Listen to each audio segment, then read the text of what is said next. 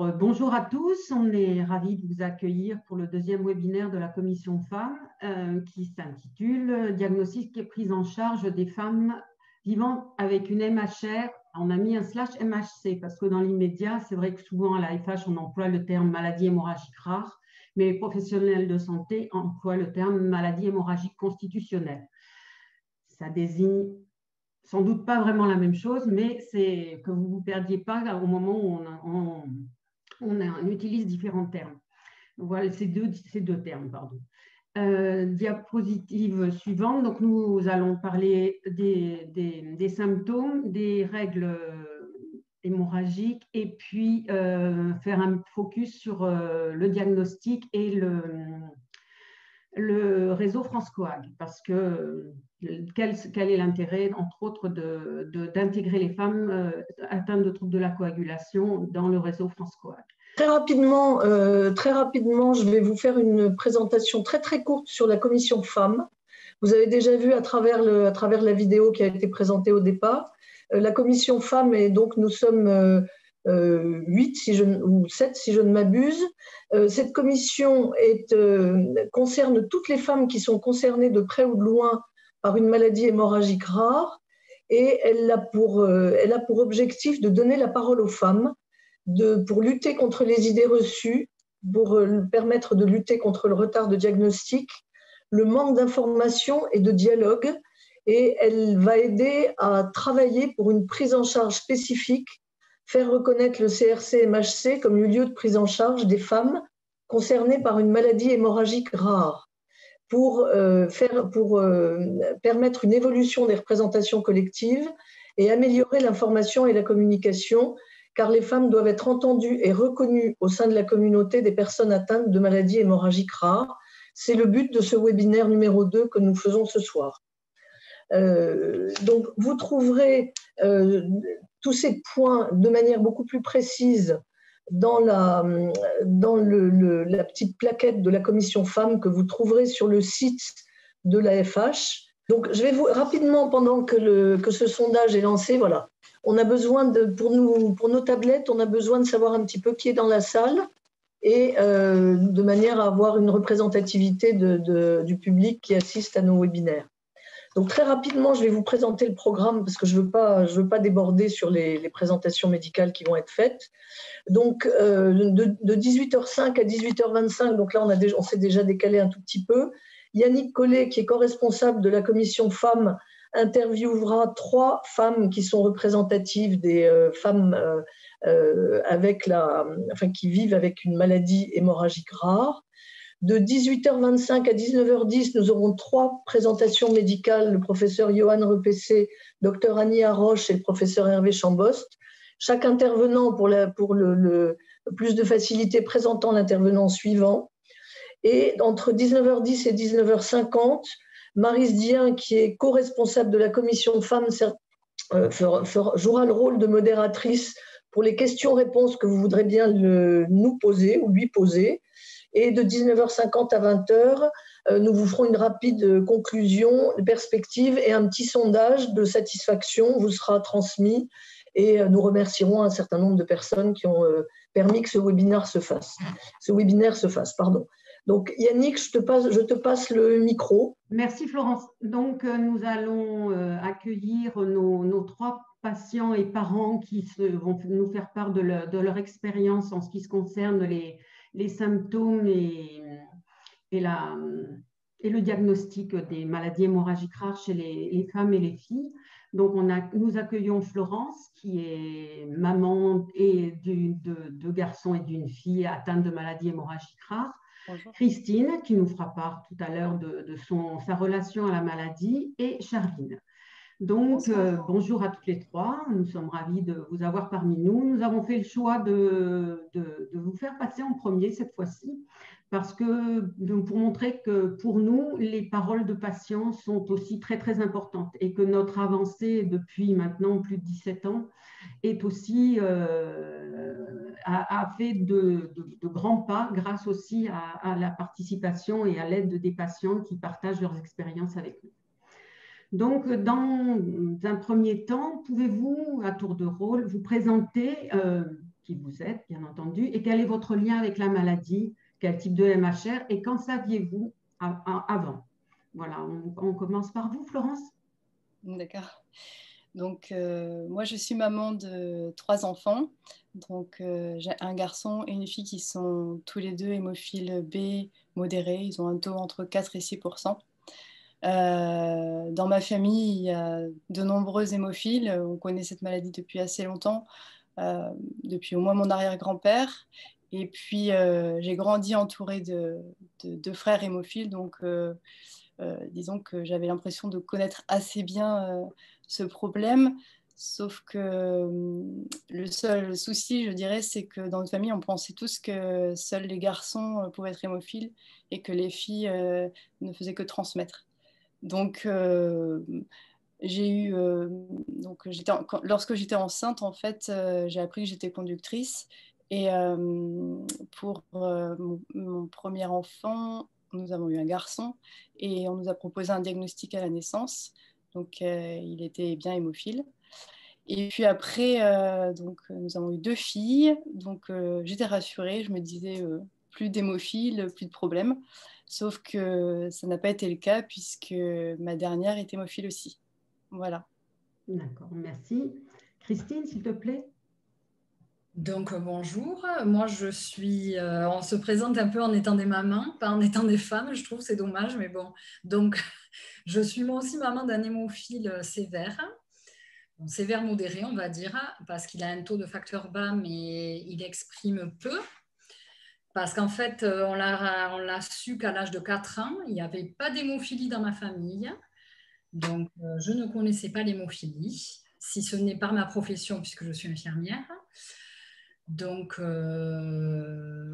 ça a été découvert parce qu'on devait le faire opérer d'une opération bénigne d'un jeune garçon. Il avait des adhérences prépuciales. Et donc là, on a découvert qu'il avait une coagulation anormale.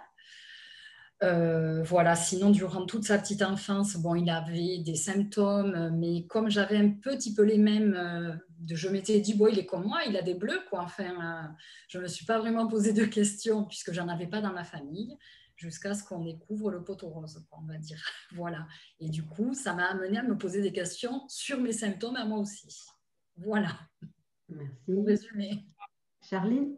Oui, bonsoir à tous. Alors, moi, c'est Charline Brunet et je suis donc patiente Willebrand type 2. Donc, on a découvert ma maladie assez tardivement parce que je suis une mutation spontanée et que personne dans ma famille a la maladie de Willebrand. Du coup, je n'y connaissais strictement rien.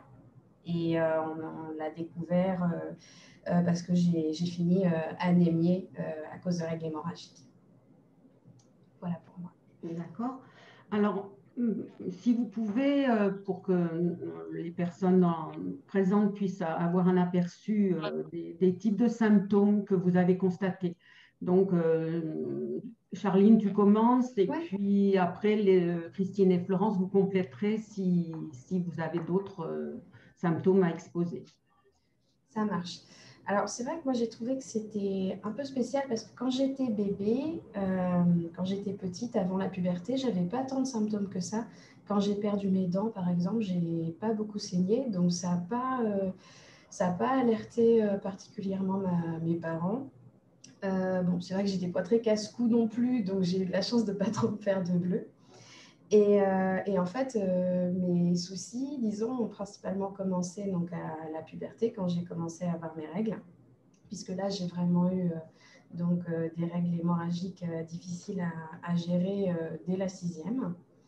Et j'ai l'impression, alors je ne sais pas si c'est avec l'arrivée du diagnostic ou pas, d'avoir fait un peu plus attention, mais là, j'avais aussi facilement des bleus, des gencives qui saignent, par exemple.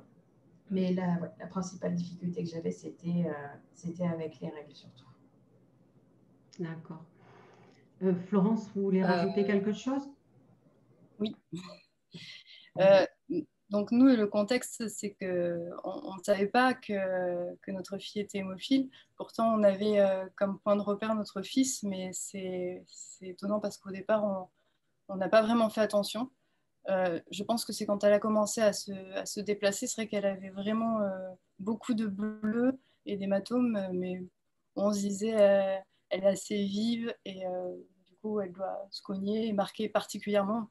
Au départ, c'est vrai que ça ne nous a pas vraiment alertés. Et c'est vers 18 mois, elle a eu un saignement de la langue qui durait vraiment longtemps. Ça ne se résorbait pas. Donc on l'a emmenée chez le médecin et donc le médecin nous a rassurés. Enfin, j'ai commencé à évoquer l'idée d'un problème hémorragique, mais il nous a rassurés, il nous a dit que les filles n'étaient pas hémophiles, donc il n'y avait pas de problème et que ça allait passer tout seul. C'est vrai que ça a mis quand même plusieurs semaines voilà, à se résorber. Et elle a eu de nouveau un saignement de langue un peu plus tard. On est allé voir un pédiatre et ce pédiatre lui a fait faire une analyse pour voir un petit peu la TCA. Donc, comme celle-ci était allongée, il a évoqué la possibilité d'une maladie de Bill-Brandt, mais toujours pas d'hémophilie. Il nous a redirigés vers le CRTH et c'est là pour la première fois qu'on a entendu parler de facteurs parfois ABC chez les filles. Et donc après une analyse des facteurs, il s'avérait qu'elle avait un taux vraiment très bas. Voilà. Mais avec le recul, c'est vrai que si on avait su en fait qu'elle était hémophile, il y a quand même un certain nombre enfin qu'elle pouvait être hémophile, il y a quand même un certain nombre de symptômes qui auraient pu nous dire, enfin, on aurait réalisé ça parce que je pense notamment à la cicatrisation du cordon qui a été très longue, ces hématomes qu'elle avait vraiment à des endroits particuliers comme sur le thorax, un œil au beurre noir, voilà. Donc, elle en avait pas mal aux chevilles, etc. Donc, je pense que ça aurait suffi à nous montrer qu'elle était hémophile si on l'avait su si on avait su que c'était possible, quoi. Voilà. Bien sûr. Christine, peut-être tu pourrais rajouter quelque chose parce que tu as aussi des symptômes. Or, ton taux est normal. Oui, c'est ça. Donc, moi, je tiens à préciser que j'ai un taux normal à 96%. Pourtant, j'ai eu des symptômes dès toute petite, puisque, bon, en vue de ce webinaire, et comme Yannick nous avait demandé de voir, donc j'ai fait un petit peu chercher dans ma famille, sur mon carnet de santé, où le pédiatre avait marqué que j'avais des hématomes sur les membres inférieurs dès le moment de la marche. Bon, voilà, donc les hématomes que j'ai eu récurrents, ce qui fait que j'avais pas du tout, par exemple, envie de porter des jupes parce que j'avais tout le temps les jambes bleues. Bon, il faut dire que j'étais quelqu'un d'assez petite, turbulente. Donc, voilà, donc mes parents, ça les a pas inquiétés parce que je bougeais beaucoup, j'étais casse-cou, j'avais un grand frère, je le suivais partout. Évidemment, lui, il passait partout, moi, je tombais dans les trous, donc je rentrais toujours écorchée, pleine de bleu, voilà quoi. Ensuite, vers l'âge de 5-6 ans, comme j'ai développé des allergies au pollen, rhume des foins et tout ça, mes grands-parents étaient agriculteurs, on était souvent chez eux le week-end. J'ai commencé à avoir des saignements de nez importants. Je me réveillais le matin, j'avais mon traversin plein de sang, des caillots, des saignements de nez qui étaient très difficiles à arrêter. Donc là, j'ai été chez un ORL qui m'a cautérisé le nez. Bon, ça s'est calmé, on va dire. Voilà. Ensuite, bon, bien sûr, est arrivé le moment des règles. Donc, première règle, 12 jours de règles. Fantastique. Je dois dire que j'étais ravie d'avoir mes premières règles.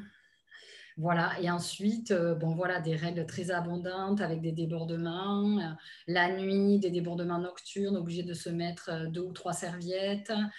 Si on ne change pas le tampon toutes les 2 heures, on met serviette et tampon parce que sinon, ça déborde.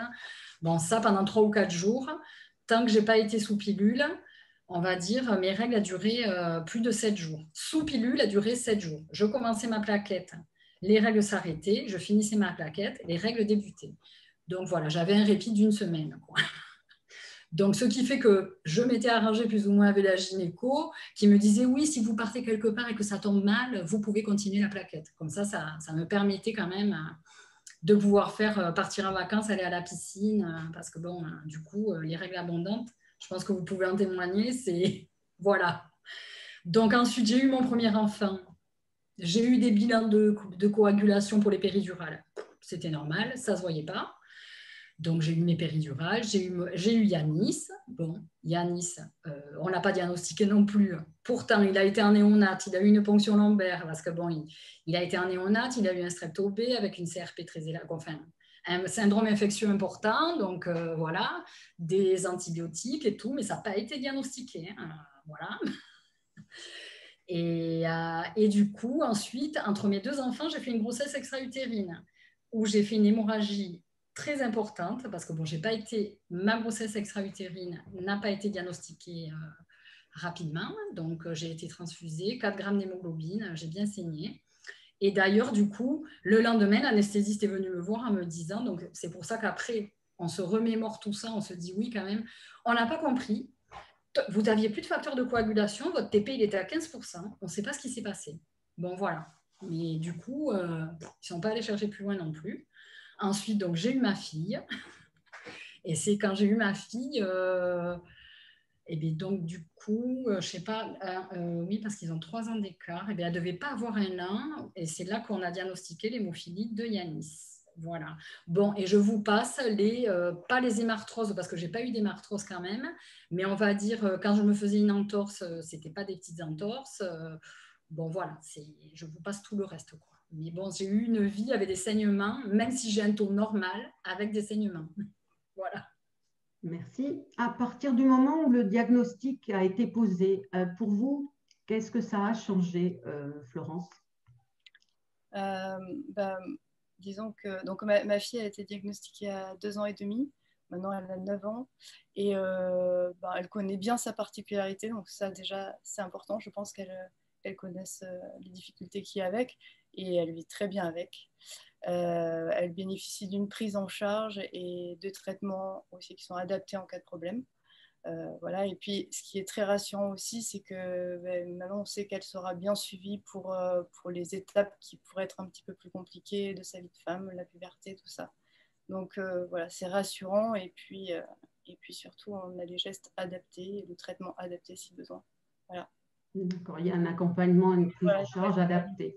On reviendra dans le webinaire suivant sur l'accompagnement, la prise en charge. Charline? Oui, moi, c'est vrai que le diagnostic s'est fait tard. En fait, du coup, j'ai été réglée à 11 ans et le diagnostic s'est fait à 16 ans. Parce que du coup, pendant cette période-là, j'ai eu des règles très hémorragiques. Ça me rappelle des souvenirs, Christine. Et en fait, comme on ne savait pas, dans la famille, on ne parlait pas des règles.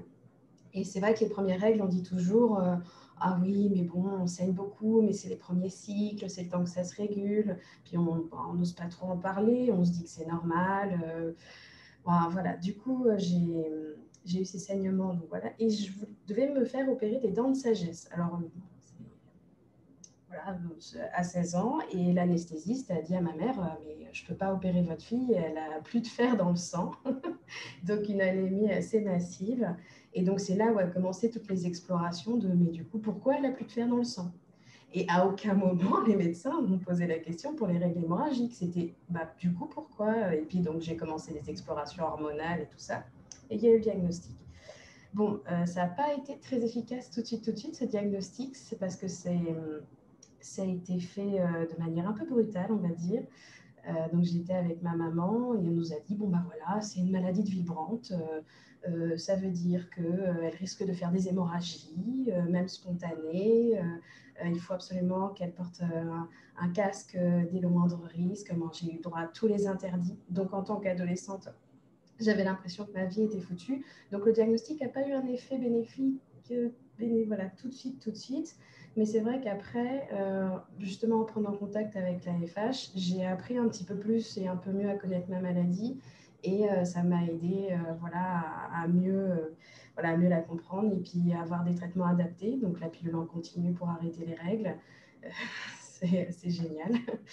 Et puis maintenant, je suis correctement prise en charge pour la suite de ma vie de femme.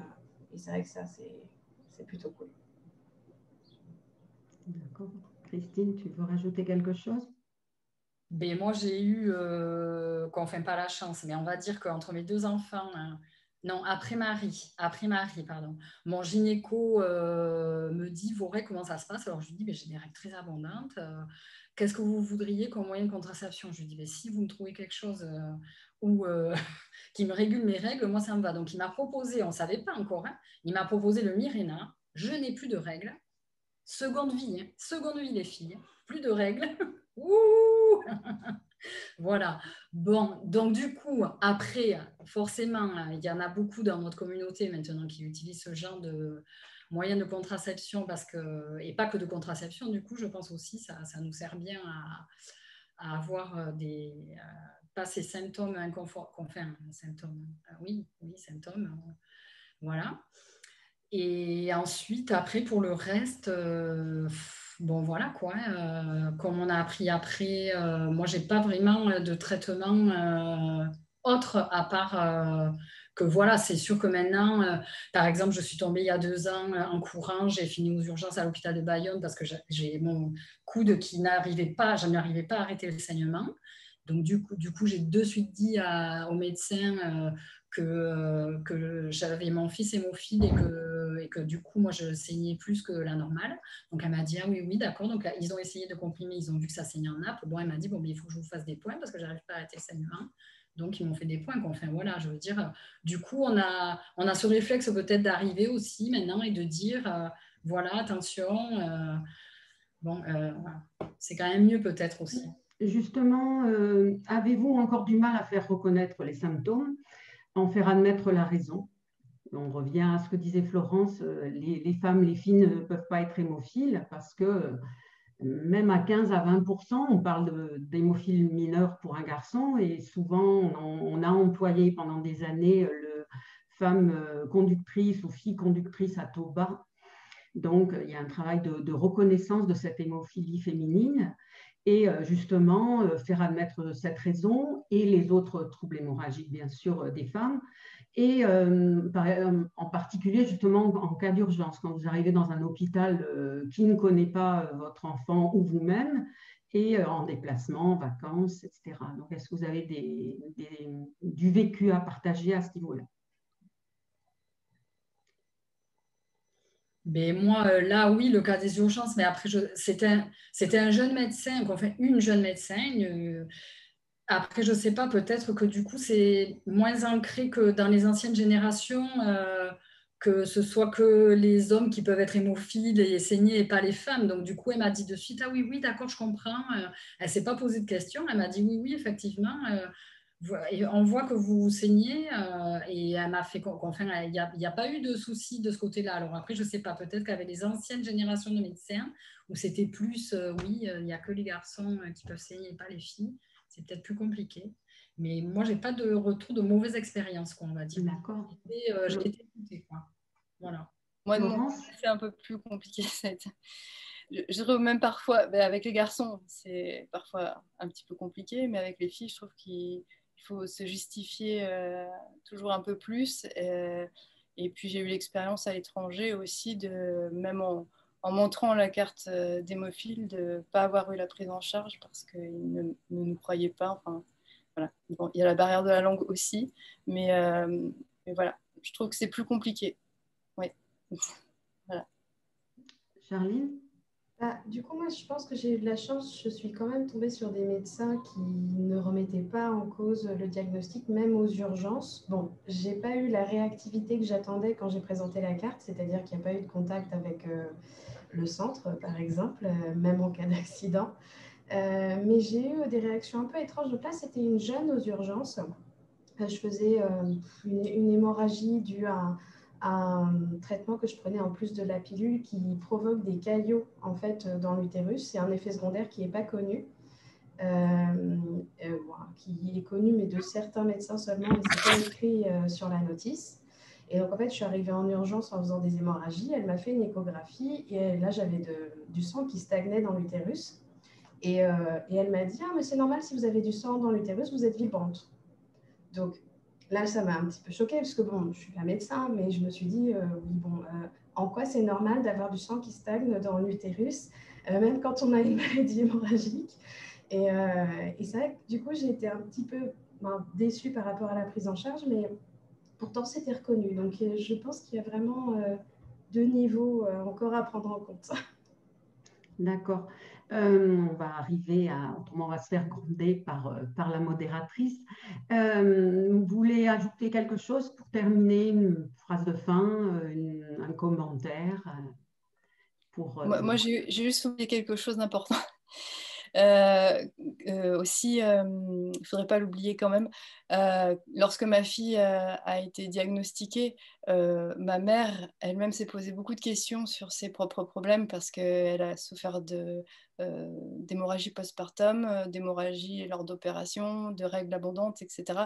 Et comme dans la famille on pensait que ça n'était pas possible, elle ne s'était pas plus posé de questions que ça. Et donc elle s'est fait dépister à son tour et elle était également avec un taux abaissé à 40%. Donc, je pense que voilà, si elle avait eu une prise en charge plus tôt dans sa vie, ça aurait peut-être été plus simple pour elle aussi. Voilà. merci. Moi, je veux juste rajouter qu'on peut avoir aussi un taux normal et qu'on peut avoir des symptômes aussi. Aussi, oui. C'est important. Ouais.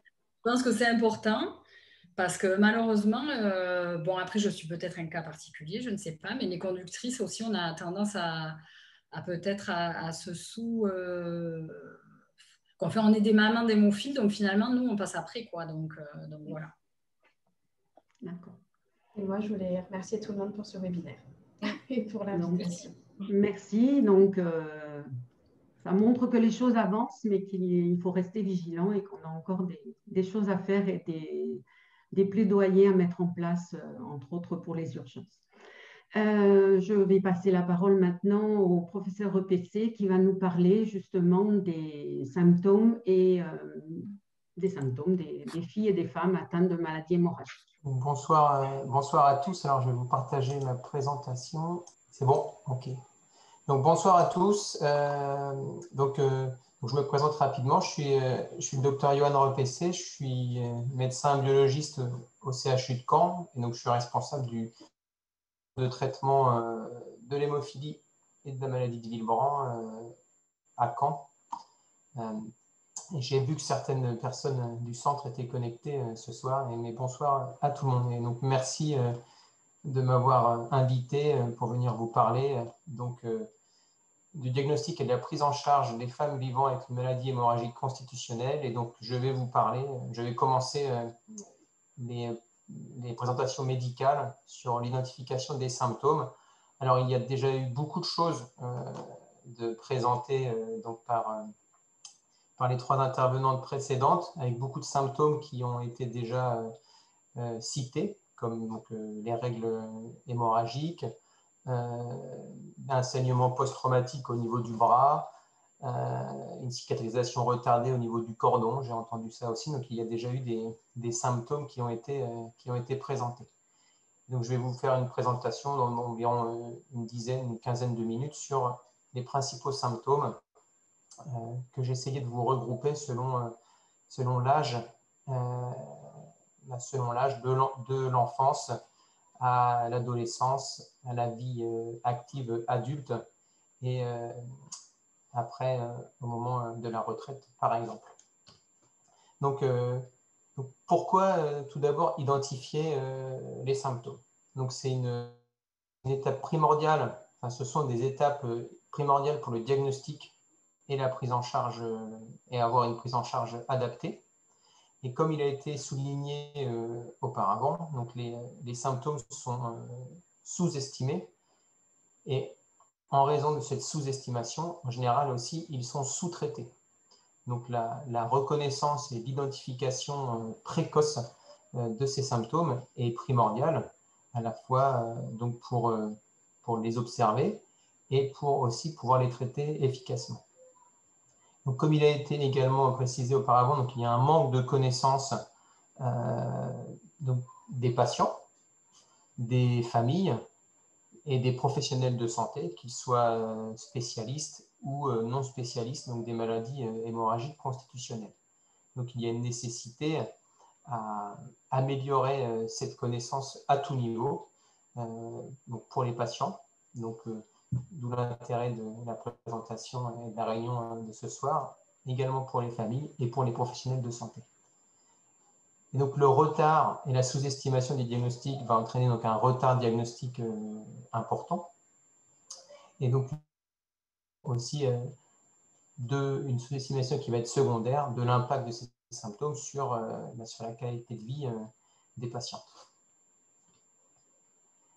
Et donc, il est important de les identifier. Alors ça, c'est un exemple. On parlait de retard diagnostique. Je pense qu'on en reparlera plus tard. C'est un exemple qui montre le retard diagnostique estimé d'environ 6 ans pour une hémophilie mineure entre une femme et un homme. Donc, c'est des données qui ont été obtenues chez des femmes et des hommes où il y avait un ajustement donc pour des mêmes taux de facteur 8 et de facteur 9, et c'était ajusté sur l'âge, qui montre que l'âge au diagnostic, avec des médianes d'âge, avec 11 ans chez un homme et environ 17 ans chez une femme. Donc il y a 6 ans de retard de diagnostic, probablement, et particulièrement en raison d'une manque de reconnaissance de symptômes. Et donc, il est indispensable d'observer des signes et des symptômes précoces indispensables pour pouvoir réduire ce différentiel. Et donc, ce qui peut compliquer, enfin, c'est pas compliqué, mais tous ces signes et ces symptômes sont non spécifiques d'une maladie. Il y a des symptômes aussi que l'on retrouve dans la population générale.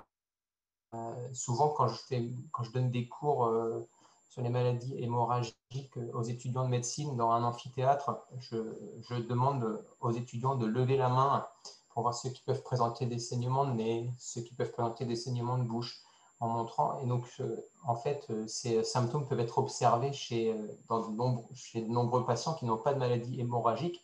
Donc, notre travail, c'est d'identifier des symptômes qui sont présents, mais qui sont peut-être plus fréquents ou plus abondants, et pour aboutir à un diagnostic optimal.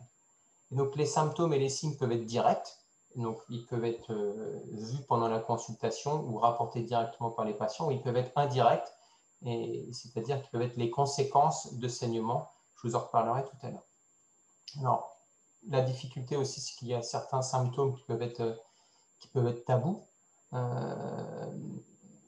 Certaines femmes ont plus de difficultés à parler de saignement gynécologique, par exemple.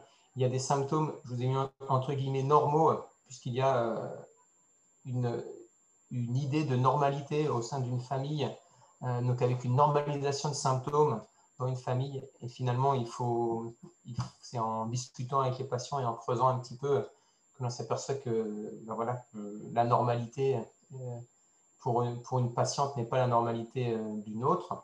Et puis, les signes et les symptômes sont évolutifs et peuvent évoluer donc, au cours des différentes étapes de la vie, avec, donc, par exemple, les premières règles, la gestion des règles après un accouchement, la prise en charge de la grossesse, avec des signes pendant la grossesse, des signes pendant l'accouchement. Je vous ai mis une petite phrase en dessous pour conclure cette diapositive. Ce qu'on cherche, on peut le trouver, mais ce qu'on néglige nous échappe généralement. Et donc, pour la suite de la présentation, donc, je vais utiliser donc, on va retrouver toujours ces petits dessins vous illustrant de gauche à droite, donc de la naissance à l'enfance, à l'adolescence, à la vie adulte, et ensuite donc la personne la plus âgée sur la partie droite. Donc c'est une échelle de temps, et j'ai essayé de vous résumer des signes ou des symptômes qui soient directs ou indirects en fonction des différentes étapes de vie. Donc si on se focalise sur l'enfance, sur la petite enfance et puis l'enfance, j'ai essayé de vous résumer des symptômes. Donc, je vous ai mis des symptômes, et entre parenthèses, je vous ai mis, en médecine, on aime bien utiliser des mots compliqués pour des choses simples. Donc, je vous ai mis les termes médicaux qu'on utilise classiquement. Il s'agit donc de signes assez fréquents qui peuvent être observés dès la petite enfance. Donc, des saignements de nez, qu'on appelle des épistaxis, Donc, il est important de bien caractériser le type de saignement de nez, si c'est après mouchage ou après un traumatisme, si c'est dans les deux narines, donc on dit un épistaxis unilatéral ou bilatéral, si c'est une narine ou deux narines, si c'est récidivant, s'il y a des facteurs déclenchants. Donc voilà, donc les saignements de nez sont des symptômes à rechercher qui peuvent être présents. Les saignements dans la bouche, que l'on appelle des gingivorragies, les ecchymoses, les bleus, que l'on appelle en termes médicaux donc la tendance ecchymotique, donc la tendance à marquer et avoir des hématomes cutanés ou des ecchymoses localisées sur la peau. Et également donc, des saignements prolongés post-coupure, donc avoir une cicatrisation lente et avoir un arrêt du saignement qui est prolongé. Également des saignements qui sont disproportionnés par rapport à un traumatisme ou des saignements post-opératoires ou péropératoires, qui sont des signes et des symptômes qui peuvent être observés. Et puis aussi comme signe, une notion d'histoire familiale de symptômes hémorragiques, avec des symptômes qui peuvent être présents chez les frères et sœurs, des symptômes qui peuvent être présents chez les parents, chez les grands-parents. Donc, d'où l'intérêt lors de consultation, de construire des arbres généalogiques, d'avoir une recherche exhaustive de symptômes avec une recherche de transmission de symptômes dans une famille. Ensuite, si on avance un petit peu dans les étapes de vie, donc on va arriver à l'adolescence avec les premières règles. Donc tout à l'heure, c'est Charline qui parlait de son expérience de premières règles qu'on appelle les ménarches. Les premières règles qui peuvent être hémorragiques. Sinon, donc, des règles hémorragiques, le terme médical, c'est les ménorrhagies. Dans l'enfance, j'en ai pas parlé, mais il peut y avoir des saignements aussi dans la bouche au moment de la chute des dents de lait, par exemple, avec des petits saignements au niveau des gencives. Également, donc, c'est avec l'âge des premiers soins dentaires, des premières extractions dentaires, donc avec des saignements post-extraction dentaire avec des saignements prolongés. Donc, ça, c'est que des signes directs. Et puis, vous avez pour finir deux signes qu'on va appeler indirects, qui vont être finalement les conséquences de saignements, on va dire, soit chroniques, soit prolongés, donc avec une diminution du taux d'hémoglobine. L'hémoglobine, c'est le pigment rouge qui est présent à l'intérieur des globules rouges. Donc finalement, quand on a un saignement, donc on va perdre des globules rouges. Donc ce pigment va aussi être éliminé. Et donc une diminution du taux d'hémoglobine en termes médicaux, c'est ce qu'on appelle une anémie. Et une anémie va se traduire par différents symptômes qui sont principalement une fatigue chronique que l'on peut rechercher. Et donc aussi, quand on perd des globules rouges, dans les globules rouges, donc il y a un pigment qu'on appelle l'hémoglobine, et à l'intérieur de l'hémoglobine, il y a du fer. Et donc quand on perd des globules rouges, on perd du fer. Et donc, on peut avoir ce qu'on appelle une carence en fer. En termes médicaux, il s'agit d'une carence martiale. C'est important de rechercher cette carence en fer, puisqu'on a besoin de fer pour reproduire des globules rouges. Si on n'a pas de fer, notre organisme va avoir du mal à produire des globules rouges. Donc c'est important on a des traitements de la carence en fer, donc on donne du fer pour corriger cette carence martiale et pour pouvoir reproduire des globules rouges. Parce qu'aussi, on sait qu'une anémie va entretenir le saignement, donc c'est important de corriger une anémie, et pour corriger une anémie, on a besoin de fer. Après l'adolescence, donc des signes et des symptômes qui peuvent être observés, donc il va y avoir tous les signes qui vont entourer la gestion d'une grossesse et d'un accouchement, avec donc des accouchements qui peuvent être hémorragiques, principalement ce qu'on appelle le postpartum, donc la période après l'accouchement, avec en fonction du type de maladie hémorragique, des symptômes hémorragiques dans le postpartum qui peuvent être un petit peu décalés, pas forcément juste après l'accouchement, mais qui peuvent apparaître quelques jours après l'accouchement. Il y a aussi la gestion donc, des règles après une grossesse, donc avec une gestion de ménorrhagie après un accouchement, avec reprise d'une contraception. Donc, il s'agit donc de symptômes à ne pas négliger. Les saignements post-chirurgicaux, dans le cadre d'interventions, soit en urgence, soit programmées. Et puis également donc, les extractions dentaires qui peuvent présenter des saignements prolongés. Et donc pour finir, donc, les principaux signes à l'âge adulte en évidence une anémie, il faut rechercher donc des saignements digestifs qui peuvent être à l'origine de perte de sang de façon chronique, donc sur des saignements digestifs. Donc il faut rechercher ces saignements digestifs et puis aussi prendre en charge donc, des saignements post-chirurgicaux pour des chirurgies séparées en urgence ou programmées. Donc toutes ces boîtes ici, elles sont un petit peu regroupées, mais finalement, certains signes sont retrouvés tout au long des étapes et certains signes peuvent être plus ou moins, peuvent se retrouver de façon plus spécifique à certaines étapes de la vie.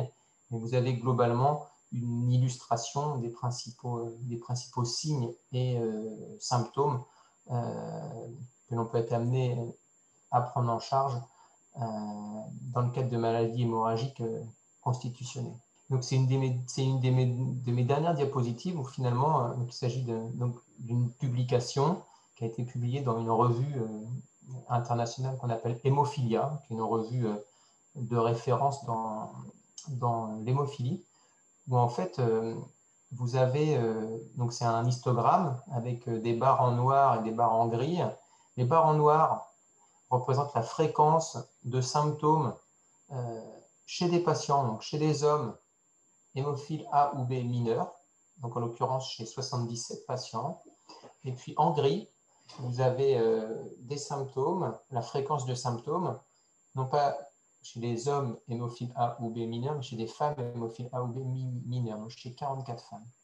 Et donc vous avez sur l'axe des abscisses en dessous, donc c'est en anglais, mais donc de gauche à droite, vous avez la fréquence des hématomes, des épistaxis, donc des saignements de nez, des saignements post-chirurgicaux, des saignements dentaires, de la tendance échymotique, donc jusqu'aux règles hémorragiques qui sont spécifiques chez la femme. Et vous voyez que la fréquence des saignements apparaît visuellement, il n'y a pas d'études statistiques, mais apparaît visuellement comparable chez les hommes et chez les femmes en termes de fréquence pour les principaux symptômes que je vous ai énumérés auparavant. Donc, qu'est-ce qu'il est important pour résumer, la sensibilisation est importante. Donc, j'ai écrit sensibilisation des patientes, mais pas que, parce que sensibilisation des santé, c'est ce que j'ai mis en dessous. Ça a été clairement dit tout à l'heure que certaines femmes qui étaient aux urgences devaient justifier de leur maladie hémorragique constitutionnelle, devaient justifier du fait qu'elles pouvaient avoir des symptômes hémorragiques. Donc, il y a une sensibilisation des professionnels de santé, une sensibilisation des patientes aussi, d'où l'intérêt de ces réunions. Nous avons des outils diagnostiques. Je vous ai dit que c'était des signes qui étaient non spécifiques. Donc, nous avons les outils diagnostiques. On utilise des scores. On a certaines grilles qui nous permettent d'affirmer le côté anormal d'un saignement. Et puis, il est important de ne pas méconnaître et d'identifier ces signes et ces symptômes parce qu'ils ont un réel impact sur la qualité de vie des patientes. Ça a été dit tout à l'heure, je ne sais plus qui parlait de la gestion de ces règles hémorragiques avec un stérilet Mirena pour ce type de contraceptif avec un changement radical sur sa qualité de vie. Donc, je n'ai pas insisté sur la prise en charge des règles hémorragiques et sur le diagnostic des règles hémorragiques. Donc, ça va faire l'objet de la seconde présentation par le professeur, par le docteur Haroche, pardon, qui va prendre la suite. Donc, je reste connecté et n'hésitez pas à poser des questions sur le chat. Bonne fin de webinaire. À Merci. toi, Annie. Merci beaucoup. Bonjour à tous. Merci de l'invitation d'abord. Et donc, je vais partager mon écran. J'essaye de mettre en grand. Voilà, super. Parfait. Merci. Donc, merci de l'invitation. Moi, je vous dis quelques mots sur reconnaître les règles abondantes. Donc, il y a deux situations possibles quand les règles sont abondantes. Elles peuvent être initiales dans le diagnostic et faire entrer les jeunes femmes dans un diagnostic de maladie hémorragique, comme on a vu au début dans votre présentation. Et puis, elles peuvent être anticipées quand on sait que la jeune fille est porteuse d'une maladie hémorragique connue. Et donc, c'est là qu'il faut intervenir au plus tôt pour éviter les conséquences des règles abondantes. Donc, cette anticipation, elle est nécessaire pour la prévention des complications éventuelles liées aux règles abondantes. On essaye de prendre en charge les jeunes filles dès l'apparition des premiers signes pubertaires. En fait, la poussée mammaire, donc le début d'apparition des seins, constitue le premier signe pubertaire chez la jeune fille et les règles apparaissent environ dans les 2 ans qui suivent la première poussée pubertaire. Donc, ça nous laisse quelques mois, donc un peu de temps pour anticiper les choses. Mais ce sont des éléments qu'on aborde en consultation assez tôt chez les jeunes filles. Donc, on explique beaucoup de choses en consultation. On décrit ce que sont les règles normales pour donner un repère à ces enfants, à ces jeunes filles, parce qu'en effet, il n'est pas évident de savoir ce que c'est que des règles normales. Et puis, on travaille en collaboration avec une équipe de gynécologie pédiatrique, dans la mesure du possible, évidemment, mais au sein de nos centres de prise en charge spécialisés des maladies hémorragiques, on essaye tous de collaborer essentiellement avec des gynécologues et parfois avec des endocrinologues pédiatriques qui prennent en charge sur le plan hormonal les règles abondantes. On peut même anticiper en évaluant l'épaisseur de l'utérus en faisant une échographie, donc par voie suspubienne, c'est-à-dire par voie abdominale sur le ventre, pour évaluer donc cette maturation et cette avancée dans la puberté de l'utérus et ainsi déterminer si les règles vont arriver dans les 6 mois ou dans les 2 ans. Donc, ça nous donne une petite idée de cette anticipation. Donc, comment on fait en pratique? Donc, je vous ai dit qu'on décrivait les règles normales à la jeune fille. Donc, qu'est-ce que ces règles normales? Donc, les règles normales doivent normalement durer moins de 7 jours avec des changes environ tous les 3 à 4 heures. Et donc, on leur explique qu'il faut apprendre à reconnaître les signes de ménorrhagie, donc de règles abondantes, lorsque les règles durent plus d'1 semaine, que les changes sont fréquents, plus d'un change toutes les 2 heures, lorsqu'il y a essentiellement des débordements dans la nuit et lorsqu'il y a des caillots dans les changes. Et donc, ces signes sont décrits en consultation de manière très ouverte, souvent en présence de la maman quand c'est des jeunes filles. Et donc, on explique ces éléments-là pour pouvoir anticiper lorsque les premières règles arrivent. On essaye également sur le plan médical d'anticiper les traitements possibles. On donne souvent donc, de l'hexacil, c'est de l'acide tranexamique. L'hexacil, c'est un médicament qui permet de diminuer l'abondance des règles. Ça n'est pas un traitement substitutif, ça n'est pas du tout un facteur de coagulation, mais ça permet de consolider le caillot lorsqu'il se forme. Et donc, ce médicament peut être pris toute la durée des règles, pendant toute la durée des règles, dès leur première apparition. Et donc, c'est une ordonnance qu'on remet aux jeunes filles en prévision des premières règles. On peut aussi leur remettre une ordonnance pour faire une numération, donc une prise de sang, qui est conseillée souvent à 48 heures du début des premières règles, si elles sont abondantes. Parfois, on le fait de manière plus précoce que 48 heures, si on a l'impression qu'elles sont abondantes, pour dépister la perte de sang, la perte de fer et donc l'anémie qui peut se constituer parfois rapidement au cours des règles. Et puis, lorsque la maladie hémorragique est connue et parfois sévère, on peut anticiper de mettre un traitement spécifique, substitutif, par exemple, du déficit en question, et parfois d'emblée un traitement hormonal vu en discussion au préalable avec nos collègues de gynécologie pédiatrique ou d'endocrinologie. Et puis, on conseille d'éviter les AINS. Les AINS, ce sont les anti-inflammatoires non stéroïdiens. Globalement, plus simplement, c'est l'aspirine et l'ibuprofène en tête de liste. Et donc, ces médicaments sont souvent utilisés chez les jeunes femmes qui ont des règles abondantes et parfois douloureuses pour calmer la douleur, mais elles aggravent la symptomatologie hémorragique, en tout cas potentiellement, et donc on conseille d'éviter ce type de médicaments. Et donc, pour anticiper tout ça, il faut savoir évaluer l'abondance des règles. Et en fait, l'évaluation de ces règles abondantes est parfois difficile. Les jeunes filles ont parfois tendance à banaliser les symptômes, surtout quand elles ont dans la famille des antécédents de jeunes femmes, de mamans, de grands-mamans qui ont eu des règles abondantes parce que c'était une famille d'hémophiles ou une famille où il y avait de la maladie de Villebrand, par exemple, et donc c'était normal d'avoir des règles abondantes. Et elles n'étaient pas définies comme abondantes pour les jeunes femmes avant elles. Donc, il y a une part de tabou, évidemment, aux règles abondantes, mais il y a aussi une part de banalisation des symptômes lorsque la maladie hémorragique dans la famille est connue. Et donc, on essaye de quantifier, vraiment d'objectiver la quantité de sang perdu en fonction du nombre de changes quotidiens et de l'imprégnation du change. C'est-à-dire que plus le change va être rempli et plus ça va coter en termes d'abondance et évidemment de la durée des règles. Et donc, c'est un score qu'on essaye de réaliser sur 3 cycles consécutifs au domicile. On montre aux jeunes filles comment le faire.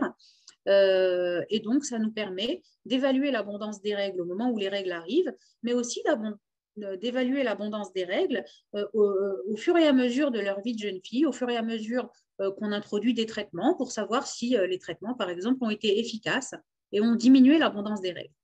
Et donc, je vais mettre sur la diapositive suivante, ce score va évaluer donc du premier au dernier jour des règles. Et donc, pour chacun des jours de règles, on évalue le nombre de changes utilisés sur la journée et l'imprégnation de ce change, c'est-à-dire à quel point il a été rempli.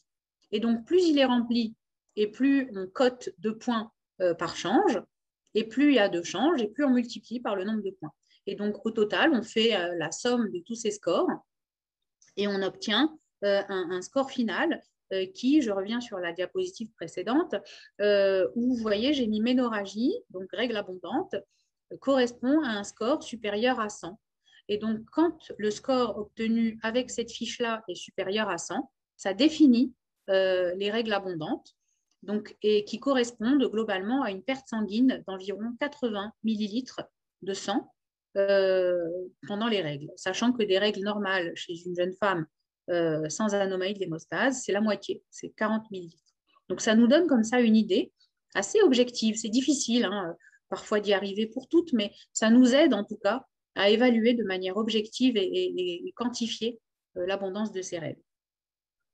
Et donc, une fois qu'on a évalué l'abondance de ces règles, il faut évidemment les prendre en charge pour diminuer, on va dire, l'impact de ces règles. Donc, les prendre en charge, évidemment, comme on l'a dit, avec l'Hexacil, avec une prise en charge hormonale, avec la collaboration avec le gynécologue, parce que sinon, l'impact de ces règles peut parfois être très abondant, très important, parce que l'abondance des règles gêne les jeunes filles au quotidien, ça les gêne à l'école, ça les gêne dans le cadre professionnel. Il y a parfois un absentéisme uniquement lié à l'abondance des règles. Quand les jeunes filles à l'école ne peuvent pas tenir plus d'une demi-heure ou 1 heure sans avoir à se changer, il y a un vrai impact au collège, au lycée et aussi sur le plan professionnel. Donc cet absentéisme et cet impact social, il est à prendre en compte, il est à prendre en charge. Et donc, c'est très important en ce sens de prendre en charge l'abondance des règles, au-delà même de la prise en charge médicale. Et sur le plan médical, la conséquence, c'est la perte de fer, donc la perte de sang importante par ces règles, qui va donc aboutir à la constitution d'une anémie, donc une anémie par carence martiale. Johan vous en a dit un mot juste avant moi. Cette carence martiale, c'est la carence en fer. Le fer, il est perdu avec le sang qu'on perd avec les règles, et cette anémie, elle peut parfois être sévère. Elle peut mener à une hospitalisation, elle peut nécessiter des transfusions, parfois à répétition. Donc, tout cet impact-là n'est pas négligeable, et donc tout ça est à prendre en charge. Et au mieux à anticiper chez les jeunes filles dont on sait qu'elles ont déjà une maladie hémorragique. Et sur le plan psychologique également, les conséquences sont aussi à prendre en charge parce que, évidemment, les conséquences sociales ont un impact psychologique chez ces jeunes femmes. Pardon. Et donc, cette prise en charge, elle est médicale, donc, en collaboration entre l'hématologue et le gynécologue avec qui on travaille. Cette coopération, elle est essentielle. Donc, le traitement hématologique, je vous ai dit, c'est l'hexacide, l'acide tranexamique. La supplémentation en fer, elle est essentielle. Elle doit être dépistée, l'anémie doit être dépistée quand on voit les patientes en consultation. Et puis, évidemment, le traitement spécifique, substitutif, quand on a identifié l'anomalie de la coagulation responsable de ces règles abondantes.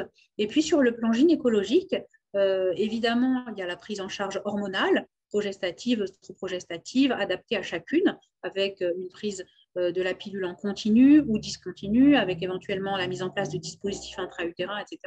Ça, c'est une prise en charge spécifique gynécologique, mais il faut aussi dépister une autre cause potentiellement présente, organique ou fonctionnelle, la présence de fibromes ou une dysrégulation hormonale qui parfois rajoute à la symptomatologie hémorragique de ces patientes.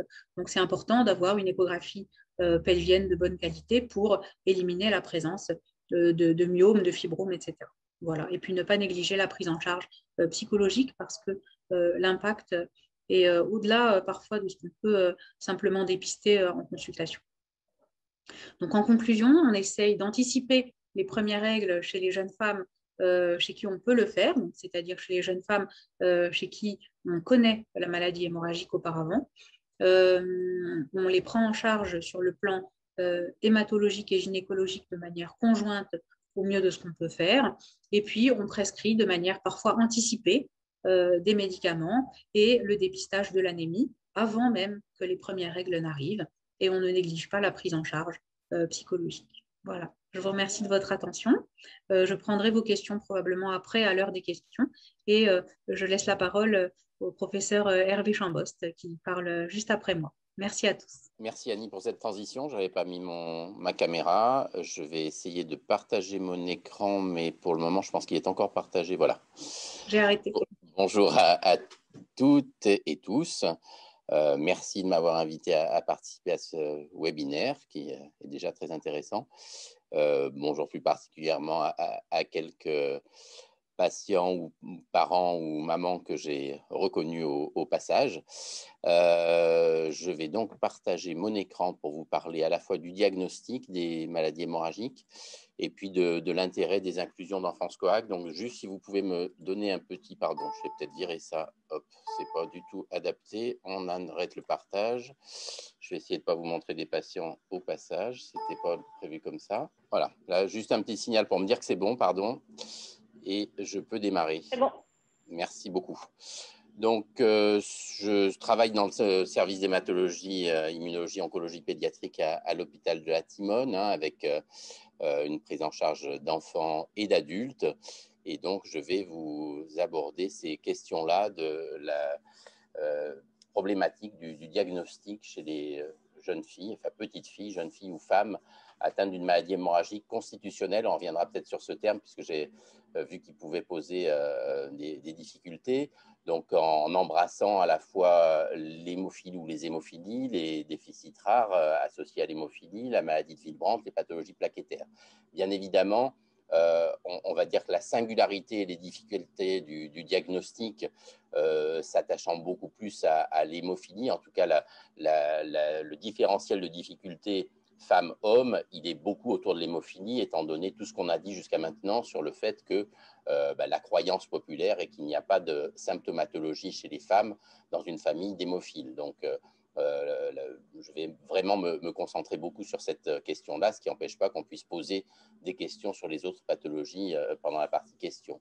Donc, des challenges spécifiques qui ont déjà été évoqués au niveau des règles de la grossesse, des saignements sous-estimés, sous-traités et un manque de connaissances à tous les niveaux. C'est vrai que ça peut concerner les patients et les familles en fonction des connaissances qu'ils ont et des histoires qu'on leur a racontées, mais également les professionnels de santé et tout ceci conduisant à ce qu'on a déjà évoqué, des retards du diagnostic, des enquêtes familiales tardives, une reconnaissance limitée des saignements anormaux et en particulier en ce qui concerne les règles, de la méconnaissance des possibilités en cas de grossesse, une sous-estimation d'un certain nombre de risques et puis surtout de leur impact sur la qualité de vie, sur le retentissement psychologique et sur les choix de procréation ultérieure.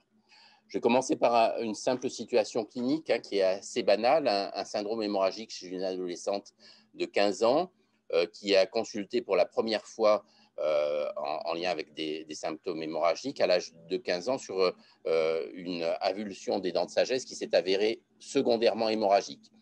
C'est une jeune fille qui n'avait pas présenté de saignement spontané précédemment. Elle ne déclarait pas particulièrement ni épistaxis ni bleu pathologique. Et elle n'avait pas eu d'autres antécédents chirurgicaux, donc c'était la première intervention qui avait conduit à ce saignement. Toutefois, il y avait une petite histoire quand même évocatrice, puisque sa maman avait développé elle aussi des hémorragies post-opératoires sur des interventions de la sphère ORL et de la bouche à plusieurs époques de sa vie. Et comme relativement souvent dans ce contexte, on avait évoqué une possibilité de maladie de Willebrand chez cette maman, mais on n'en savait pas plus, on n'avait pas d'exploration. En fouillant bien l'histoire, mais ça a été a posteriori, un frère de cette maman était décédé dans la petite enfance sans qu'on en connaisse la cause. J'espère que vous n'avez pas tout le bruitage que j'ai autour. Je suis sur un envol d'hélicoptère et j'espère que ça ne brouille pas les messages. Bon. Le bilan hémorragique qui a été fait initialement est toujours le même dans ce contexte-là, où on va faire un bilan d'hémostase sur le versant hémorragique, sur lequel on va regarder la numération sanguine, principalement pour explorer analyser les plaquettes, des tests de coagulation qui sont le temps de prothrombine et ou le taux de prothrombine et le dosage de la fibrine. Ces premiers tests sont normaux et celui qui est fait dans le même temps, qu'on appelle le temps de céphaline activé ou le TCK, selon les techniques qu'on utilise, lui s'est révélé pathologique et a montré un TCA allongé isolé chez cette jeune fille. Et c'est réellement la situation dans laquelle un certain nombre de facteurs doivent être explorés, dont le facteur 8, et on obtient une première étape du diagnostic, une orientation du diagnostic, avec un taux de facteur 8 qui s'avère diminuer chez cette adolescente. Alors, quel est le diagnostic chez une jeune fille à 28% de facteur 8 ? Bien, c'est le plus probablement une maladie de Willebrand. Et la maladie de Willebrand est explorée par la réalisation de tests assez faciles, dans un laboratoire spécialisé, assez simple à analyser. Et chez cette jeune fille, on va rechercher l'anomalie la plus fréquente du facteur Willebrand, qui est la diminution de la protéine dans le sang, de la présence de la protéine. Et il s'avère que c'est une fausse route. Le taux de facteur Willebrand à 100% montre que la protéine est là et on exclut la forme la plus fréquente de la maladie de Willebrand qu'on appelle le type 1. Alors, il y a quelques particularités d'interprétation de ces tests. Il faut savoir si on n'est pas en situation de grossesse, d'inflammation, et on interprète en fonction du groupe sanguin. Mais chez cette jeune fille, c'était relativement simple. Elle était en situation basale et on pouvait dire qu'elle n'avait pas de maladie de Willebrand de type 1. Alors, pourquoi Willebrand est facteur 8 ? Bien, c'est parce que le facteur Willebrand transporte dans la circulation sanguine le facteur 8 et qu'une diminution significative du taux de facteur Willebrand s'accompagne d'une diminution du facteur 8. Et je redis, chez une jeune fille qui a un facteur 8 bas, c'est probablement la chose à laquelle il faut penser en premier. Alors, les autres formes de la maladie de Willebrand, puisque je vous ai dit type 1, c'est qu'il y a d'autres types. Le type 2, en l'occurrence, c'est un type dans lequel le facteur Willebrand ne fonctionne pas. Il est plus ou moins présent, mais il fonctionne beaucoup moins bien que ce qu'on attend. Et dans ces situations-là, habituellement, ce n'est pas sa fonction de transport du facteur 8 qui est altérée dans les formes les plus fréquentes, ce sont d'autres fonctions et qui ne font pas forcément diminuer le facteur 8. Et donc, si cette fonction d'accrochage du facteur 8 et de transport du facteur 8 est défectueuse, c'est ce qu'on appelle la maladie de Willebrand de type 2N. On a des tests de liaison, des tests fonctionnels qui regardent la liaison du facteur 8 au facteur Willebrand qu'on peut faire. Et chez cette jeune fille, en l'occurrence, cette liaison étant normale, on montre que le facteur Willebrand accroche bien le facteur 8, eh bien, on n'est pas dans le cadre d'une maladie de Willebrand de type 2N. Donc, aucun des types 2, pas le type 1. On peut dire quasiment que ce n'est pas une maladie de Willebrand. Alors, quel est le diagnostic chez une jeune fille qui a un taux de facteur 8 à 28% et qui n'a pas une maladie de Willebrand? Une petite différence entre effectivement MHC et MHR. Les anticorps antifacteur 8, ce sont des maladies acquises et non pas constitutionnelles. MHC, le terme de constitutionnel, c'est une maladie génétique avec laquelle on est. Bien là, non, ce sont des situations dans lesquelles un anticorps qui arrive au cours de la vie à certains moments peut détruire le facteur 8. Alors, on pourra en dire deux mots tout à l'heure. On a parlé dans la vaccination contre la Covid d'hémophilie acquise dans certains cas. Ce sont ces facteurs, ces pathologies complètement exceptionnelles qui peuvent arriver de temps en temps. Ce sont des pathologies auto-immunes. Eh bien, il suffit de rechercher ces anticorps par des tests de correction par un plasma témoin pour les mettre en évidence. Bien là, ce n'était pas cette situation-là. Ce sont des choses vraiment très exceptionnelles et qui concernent habituellement pas un enfant ou un adolescent. Alors, que reste-t-il? Eh bien, c'est ce dont on a parlé beaucoup depuis le début de ce séminaire. Ce sont les hémophilies A féminines, c'est-à-dire le fait d'avoir un gène hémophile, un gène du facteur 8 hémophile, avec une mutation, et d'avoir en regard une diminution de la synthèse ou du taux de facteur 8 circulant. Et cette hypothèse est totalement cohérente avec l'histoire familiale, peut être confirmée par un génotypage, c'est-à-dire l'analyse génétique du facteur 8. Donc, très rapidement, puisque la génétique de l'hémophilie A, vous la connaissez, bien, à partir d'une... pardon, en bas, c'était une fille, excusez-moi enfin, c'est un garçon, mais c'est un carré. Il y a une petite erreur là-dedans. Donc, la transmission du chromosome X muté peut se faire chez les filles comme elle se fait chez les garçons. Alors, effectivement, de temps en temps, ça va être un garçon hémophile, je redire, là, c'est un carré, mais une fille hémophile va être conductrice, mais de temps en temps va être symptomatique, non pas parce que elle a 2 chromosomes X atteints, ça peut arriver, ça donne des hémophilies particulièrement sévères, mais le plus souvent parce que le chromosome X qui est porteur de la mutation fonctionne dans plus de cellules que l'autre chromosome X, sachant qu'un seul des 2 chromosomes X fonctionne dans chaque cellule. Des mécanismes génétiques un petit peu complexes, mais il peut y avoir une fonction prédominante du chromosome X avec le gène muté, enfin avec le gène muté qui va donner cette anomalie-là. Donc, 2 préoccupations chez ces femmes porteuses d'un gène muté pour le facteur 8. La préoccupation qu'on a toujours identifiée et dont on a parlé de manière exclusive pendant longtemps, qui était celle de transmettre l'hémophilie, du risque de transmettre l'hémophilie. Et pour ça, des tests génétiques permettent bien d'identifier l'anomalie sur le gène de nos jours. On arrive presque dans tous les cas à identifier ce gène muté. Mais il y a aussi la situation qui correspond à la diminution du taux de facteur 8 ou, comme on l'a entendu tout à l'heure, au fait d'être symptomatique, c'est-à-dire d'avoir des manifestations hémorragiques, en rapport le plus souvent avec un taux diminué du facteur 8 pour l'hémophilie A, du facteur 9 pour l'hémophilie B, et parfois avec des tests normaux, subnormaux, voire normaux, qu'on explique un petit peu moins bien. Donc, chez ces femmes conductrices de l'hémophilie, eh bien, la symptomatologie va être en lien avec le taux et on voit qu'autour d'une médiane qui est à 50%, c'est-à-dire que la très, très grande majorité des femmes porteuses d'une mutation sur un de leurs gènes du facteur 8 vont avoir une expression de facteur 8 à 50% à peu près, eh bien, il y en a certaines qui vont avoir un taux strictement normal et donc on n'exclut jamais le caractère de conductrice de l'hémophilie sur un taux normal de facteur 8 ou 9, mais à contrario, une autre partie de la population va avoir une diminution du taux circulant de facteur 8 ou de facteur 9. Alors, les formes dans lesquelles le taux est très bas sont excessivement rares, les formes modérées ou mineures entre 0 et 5%.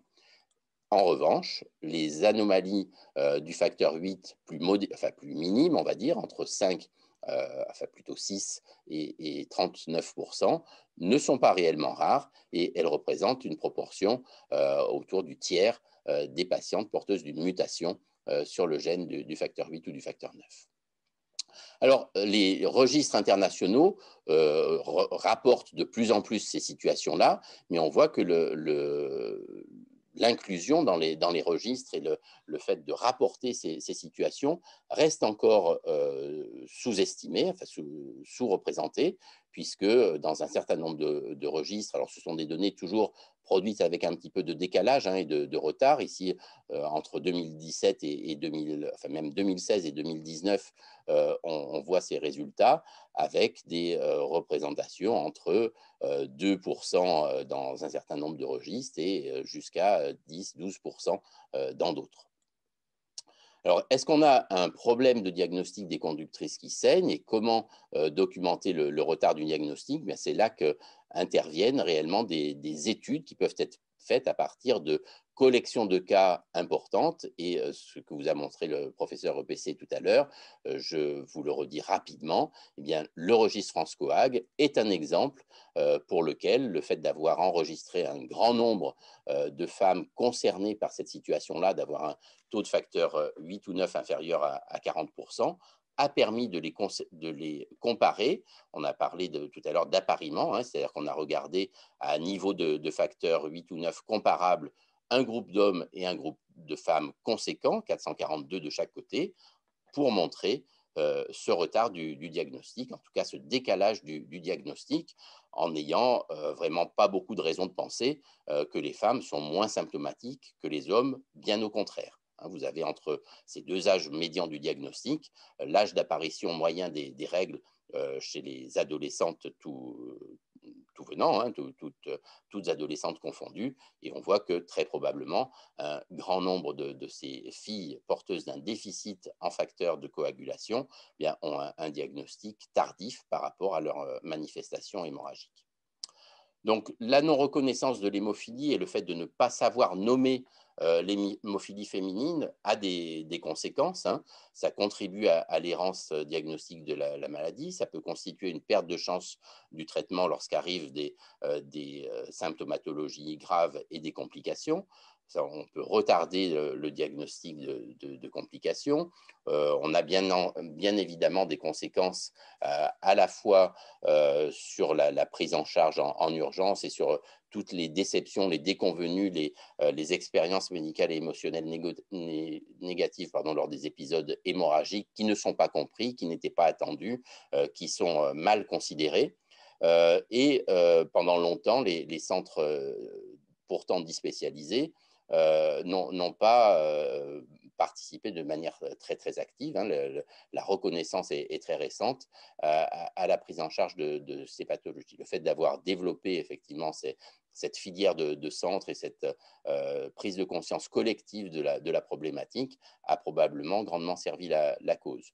Et donc, cette méconnaissance des cas contribue au retard diagnostique génétique des conductrices. On a des conséquences sociales également avec le refus de la prise en charge à 100% des examens et des traitements et bien évidemment un retard dans les études puisque cette non-reconnaissance du diagnostic s'accompagne d'une non-inclusion dans les études. Alors, la problématique et la difficulté à choisir un terme entre conductrice à taux bas, qui franchement ne parle pas vraiment beaucoup, ou femmes hémophiles, est en train de progresser. Les sociétés savantes, et en particulier la Société internationale d'hémostase et thrombose, acceptent cette dénomination maintenant de femmes hémophiles, et c'est quelque chose qui va probablement améliorer la lisibilité et la compréhension des choses.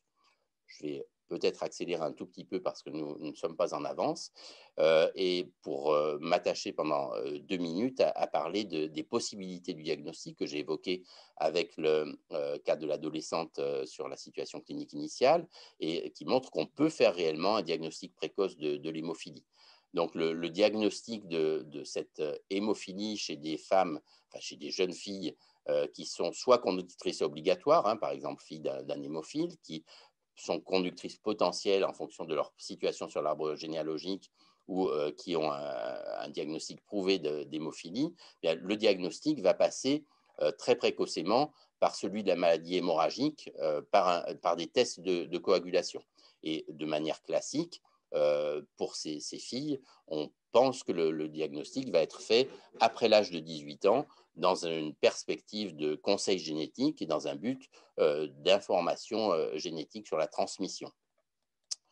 En fait, lorsqu'on a sur les tests de coagulation un diagnostic précoce de la maladie hémorragique par un taux de facteur 8 ou de facteur 9 qui diminue, eh bien là, il y a un intérêt à documenter, comme on le ferait chez un garçon, dans l'intérêt propre de la jeune fille et de sa prise en charge, l'anomalie génétique qui accompagne ce phénotype hémorragique clinique ou cette diminution des taux de facteurs de coagulation.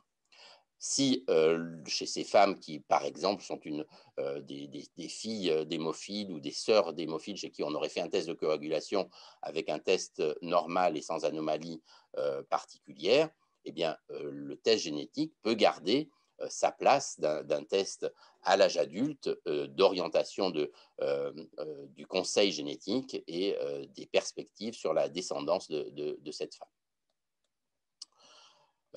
La réalisation, on la place avant l'âge de 3 ans, il faut la placer avant toute intervention chirurgicale, il faut dans tous les cas la placer avant, comme l'a dit Ania Roche tout à l'heure, l'âge des règles, de manière à ce qu'on ait une préparation, en cas d'anomalie de ces tests biologiques, une préparation des premiers cycles pour qu'on ne reproduise pas ce qu'on a entendu tout à l'heure en termes de témoignages, de premiers cycles assez catastrophiques qui, sur le plan médical et psychique, ont forcément des retentissements importants.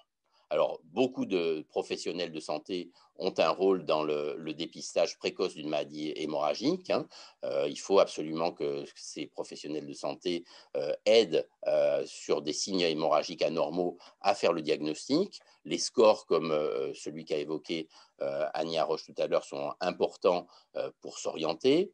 Les antécédents familiaux hémorragiques et également les diagnostics déjà posés dans une famille doivent conduire à réaliser un arbre généalogique, à le répéter, à bien comprendre ce qui se passe et les possibilités de transmission. Et il est urgent, dès qu'on est orienté, de prescrire un bilan qui va comporter un bilan sanguin pour regarder s'il y a une anémie et une carence en fer, comme ça a été évoqué tout à l'heure aussi, et puis aller très rapidement vers un centre spécialisé en lien avec un laboratoire qui a l'habitude des tests d'hémostase pour réaliser un diagnostic et donner les meilleures chances thérapeutiques.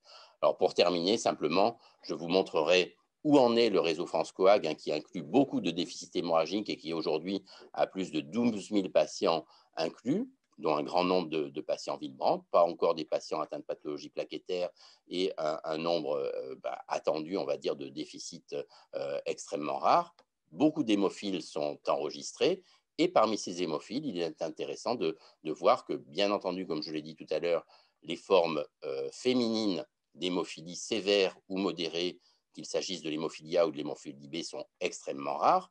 Mais si on s'intéresse à la population des hémophiles mineurs, vous voyez que le nombre d'hémophiles mineurs enregistrés est important, hein, 4000 hémophiles A, 829 hémophiles B, eh bien la proportion de filles ou de femmes, hein, tous âges confondus, dans ces populations d'hémophiles mineurs, deviennent réellement importantes et augmentent en proportion du fait de la sensibilisation de tous, des patients, de l'association, des soignants et évidemment des gens qui travaillent sur les registres. Et donc, on arrive à une dizaine de pourcents de femmes hémophiles mineures parmi les hémophiles mineurs A, et on est à 17% pour les femmes atteintes d'hémophilie mineure B parmi tous les hémophiles mineurs. Et vous voyez que ça a un impact, évidemment, vu l'importance du nombre d'hémophiles mineurs, ça a un impact important sur le pourcentage des femmes parmi les hémophiles.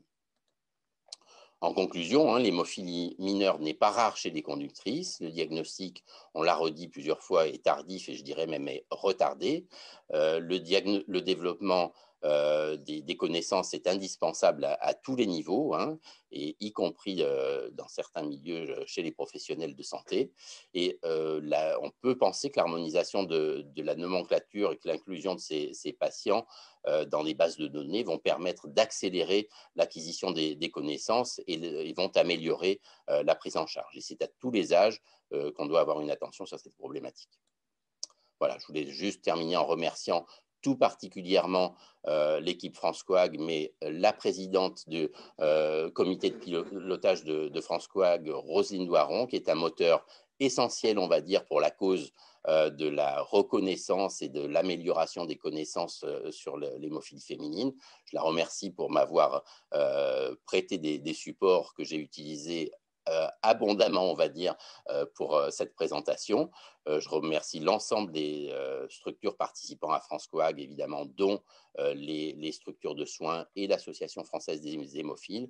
Et parmi les travaux présentés, je remercie l'équipe France Coag et notamment Marie Vipré et encore Roselyne Doiron d'avoir conduit ces travaux qui sont en cours de publication. Je pense que la place est au débat. J'ai quitté mon partage d'écran. Dès le moment de l'inscription au webinaire et puis pendant vos interventions, je remercie tous les intervenants déjà et particulièrement, je voulais aussi remercier Roselyne Doiron qui a beaucoup collaboré avec nous et qui a aidé à ce que la cause des femmes soit bien reconnue.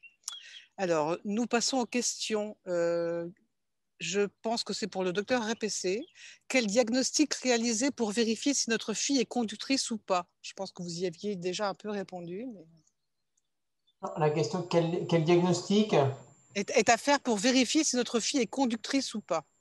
Je pense que c'est une famille d'hémophiles. Le docteur Chambos, pardon, en a parlé tout à l'heure. Après, dans l'enfance, on peut faire un dosage de facteurs de coagulation, que ce soit le facteur 8 ou le facteur 9, si on parle d'hémophilie A ou d'hémophilie B, qui va donner une idée du taux de facteur et voir si le taux de facteur est déficitaire, s'il y a une diminution du taux de facteur. Mais le diagnostic formel de conduction est fait sur le test génétique. Le test génétique, il est réalisé, comme le présentait le docteur Chambost, soit devant un déficit en facteur de coagulation, qui va affirmer la présence d'une mutation génétique sur le gène soit du facteur 8, soit du facteur 9, ou sinon, en absence de déficit de facteur de coagulation, c'est toujours le test génétique, mais qui est réalisé à la majorité de la patiente. Voilà. Alors, dans le même ordre d'idée, je suis fille d'hémophile A majeur. J'ai effectué 2 dosages du taux de facteur 8 il y a 3 ans. Le premier était de 40% et le second était au plafond et j'avais réalisé une course d'ultra-endurance le week-end auparavant. Est-ce qu'elle doit consulter un hématologue? Je peux répondre à ça aussi. Alors, en fait, effectivement, on ne fait jamais le facteur 8. Si on parle du facteur 8, le facteur 8, il n'a pas un taux qui reste fixe au cours du temps. Il peut varier plutôt vers l'augmentation avec plein de stimuli ou quelques stimulus qui peuvent l'augmenter. Donc, les stimulus que nous, on connaît le plus, c'est le stress. Par exemple, moi, avant de faire une présentation, mon taux de facteur 8, il va augmenter avec le stress. Si je dose mon taux de facteur 8 avant et après une présentation, il va être plus haut en fin de présentation. Si je cours un 100 mètres ou si je cours l'ultra trail en question, effectivement, mon taux de facteur 8, il va augmenter.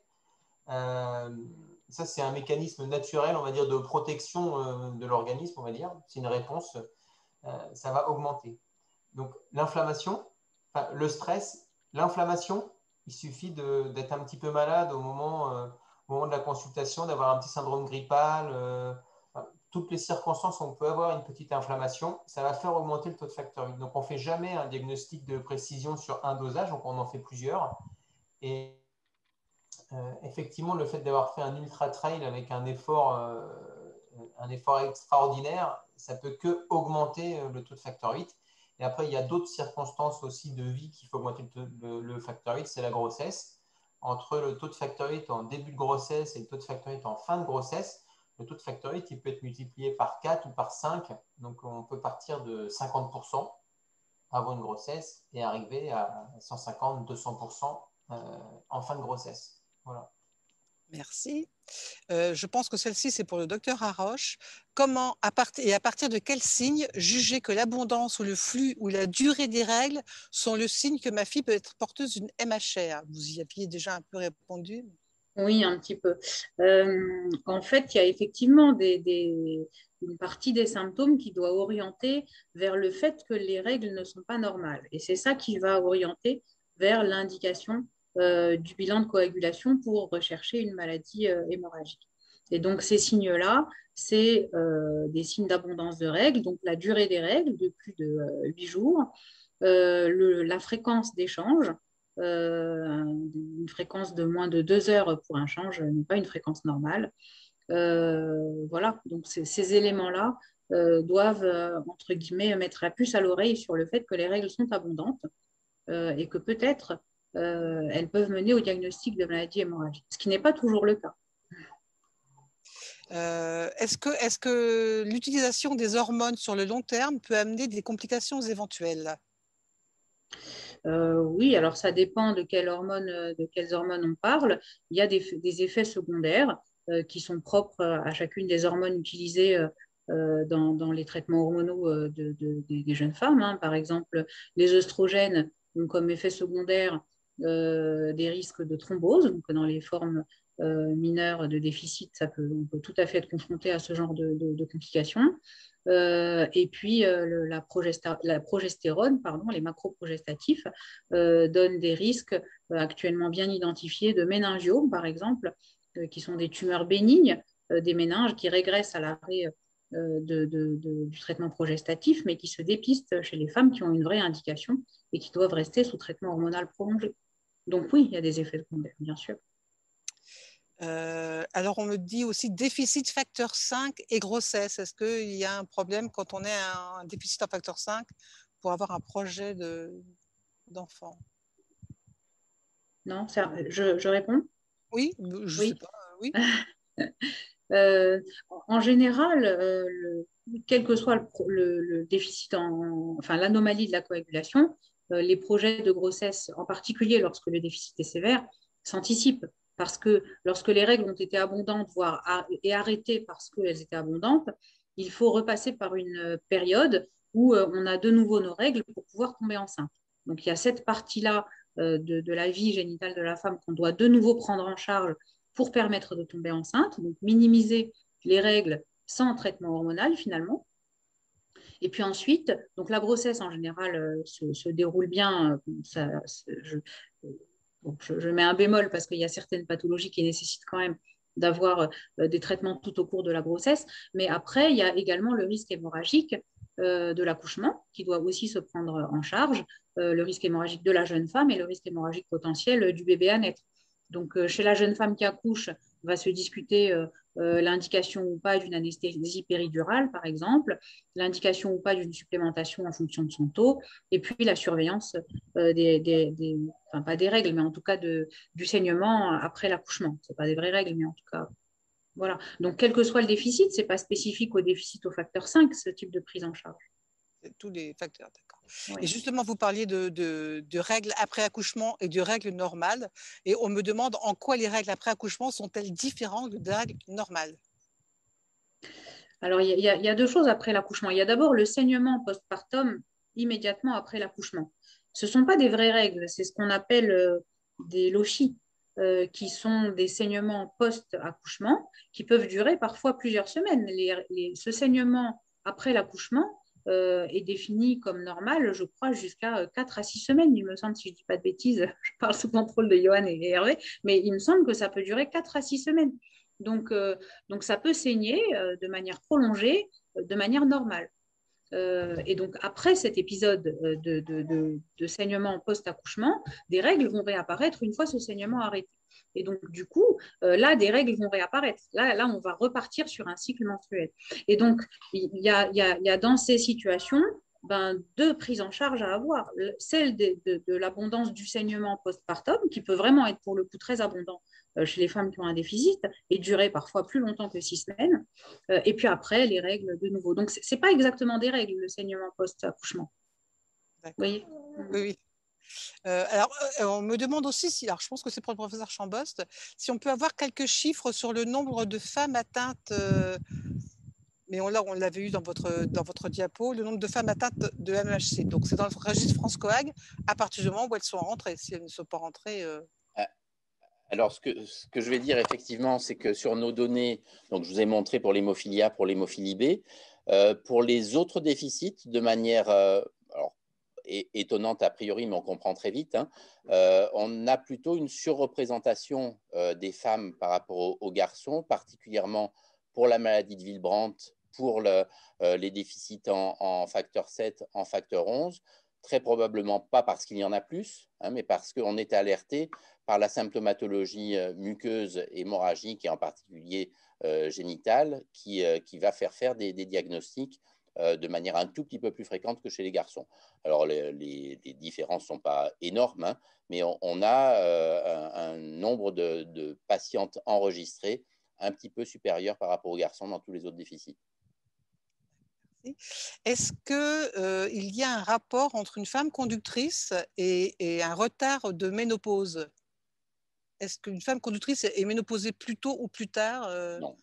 Honnêtement, j'ai vu la question sur le chat. Je ne pense pas qu'il y ait de lien de cause à effet ou d'association particulière sur l'âge de la ménopause et sur le fait d'avoir une mutation sur ou d'avoir un taux particulier de facteur 8 ou 9.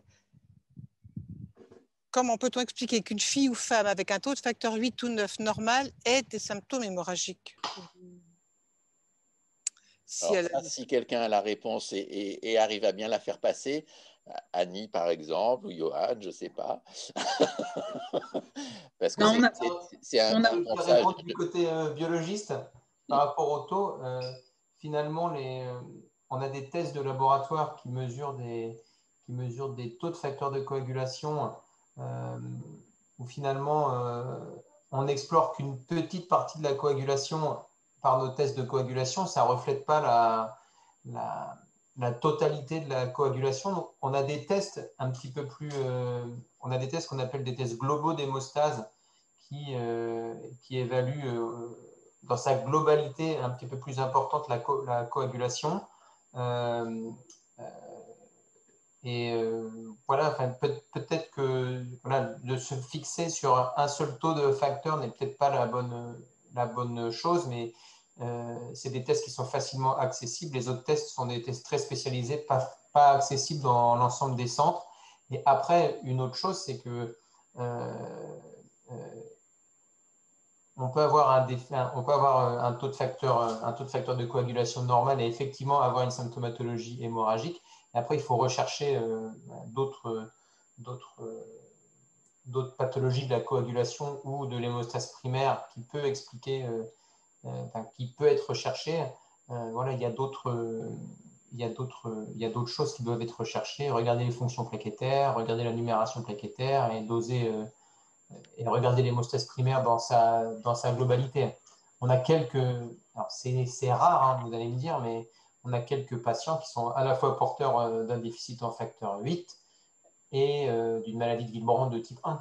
Peut avoir des déficits combinés. Après, ça ne répond pas à l'ensemble des questionnements sur ça, mais on sait qu'une femme de facteur supérieur à 40 ou 50%, comme le témoignage qu'on avait en début de la présentation, peut avoir des symptômes hémorragiques. Finalement, là, on est en limite d'interprétation de nos tests. Et juste pour compléter, peut-être si tu permets, Johan, cette problématique-là, elle est bien identifiée et elle entraîne beaucoup de buzz pour entraîner un terme actuel. sur la dénomination de toutes ces situations dans lesquelles on peut être conductrice avec des taux normaux et sans saignement, on peut être conductrice avec des taux normaux et avec une symptomatologie hémorragique, et puis on peut avoir des taux diminués et être plus ou moins symptomatique. Et tout ça, et on essaie d'essayer d'identifier effectivement ces situations en leur donnant des dénominations, et vous voyez qu'on tourne un petit peu, mais enfin on avance. Dans une même fratrie, le frère est traité au facteur 8 de synthèse et la sœur au mini-rein. Est-ce que la sœur pourrait aussi recevoir du facteur 8 de synthèse en cas d'hémorragie?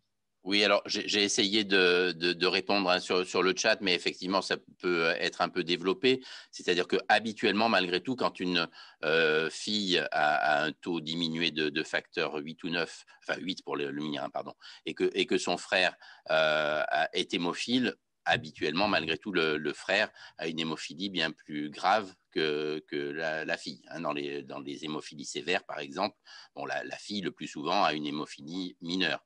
L'hémophilie sévère n'est pas accessible du tout au traitement par mini-rein, puisque le mini-rein va permettre de faire circuler du facteur 8 qui est produit par le patient, et s'il n'en produit pas du tout, le mini-rein ne va servir à rien.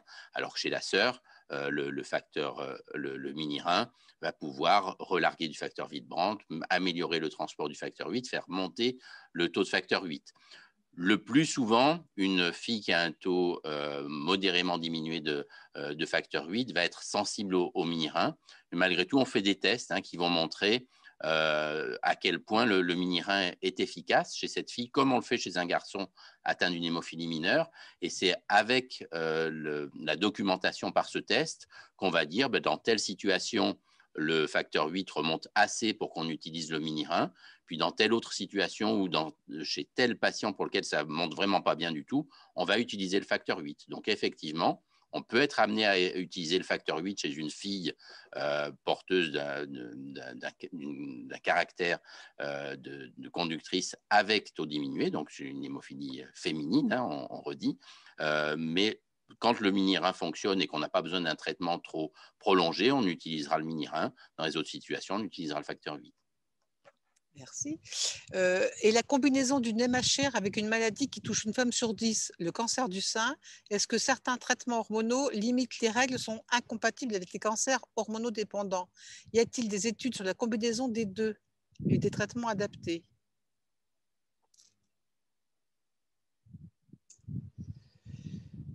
Je peux peut-être me lancer. C'est Annie qui se lance. Non, il ne me semble pas, à ma connaissance, qu'il y ait d'études concernant les femmes avec maladie hémorragique présentant un cancer, en particulier un cancer du sein.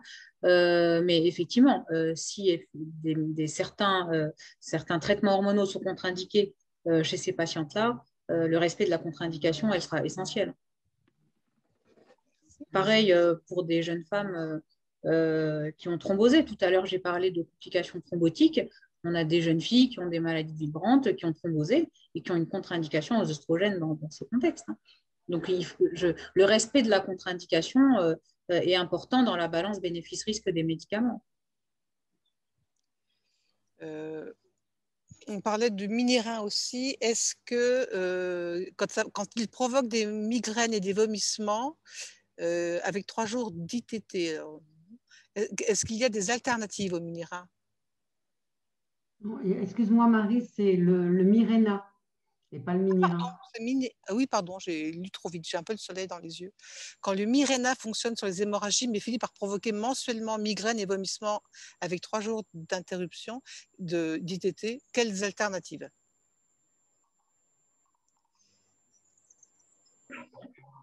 Ça doit se discuter avec le gynécologue. L'alternative thérapeutique aux effets secondaires du traitement hormonal qui finalement marche, on va dire, sur les règles, mais qui a d'autres effets secondaires. Il n'y a pas que le Mirena qui donne des céphalées, des pertes de poids, des migraines. Je veux dire, il y a des jeunes filles qui se plaignent. Donc voilà, on discute avec le gynécologue pour avoir le traitement le plus adapté à chaque jeune femme, qui n'ait pas d'impact autre secondaire qui grève encore la qualité de vie. Et donc, est-ce que vous êtes souvent ou très souvent ou pas beaucoup en relation avec les gynécologues des filles qui sont porteuses de MHR? Oui, j'essaye du mieux que je peux, mais oui, je pense que mes collègues aussi, oui. Oui. Et puis, moi, j'ai développé des réseaux au sein de mon hôpital pour adresser mes patientes à mes collègues sur place. Voilà. Moi, je pense que c'est important d'essayer d'avoir bien sûr, comme une gynécologue référente à l'hôpital qui voit plus particulièrement les patientes qui ont une maladie hémorragique. Je pense que c'est important de fonctionner avec ce réseau-là. Et ça améliore aussi la rapidité de prise en charge. Disons, quand on a des contacts privilégiés avec un gynécologue qui est sensibilisé aussi à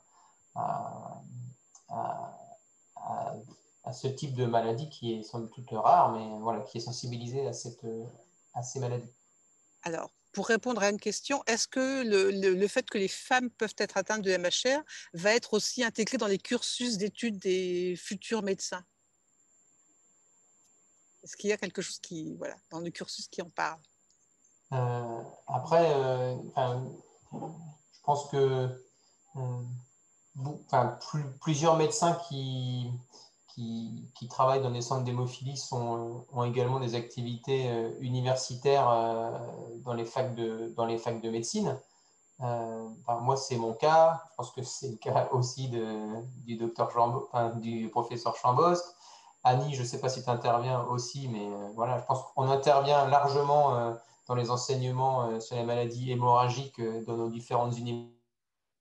Et effectivement, c'est à nous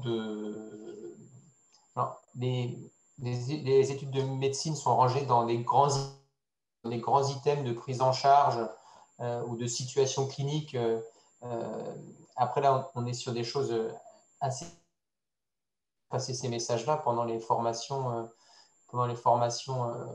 des étudiants et aussi quand ils sont plus tard, pendant leur internat, en phase de spécialité, quand ils sont avec nous, de faire passer ces messages-là, oui, effectivement.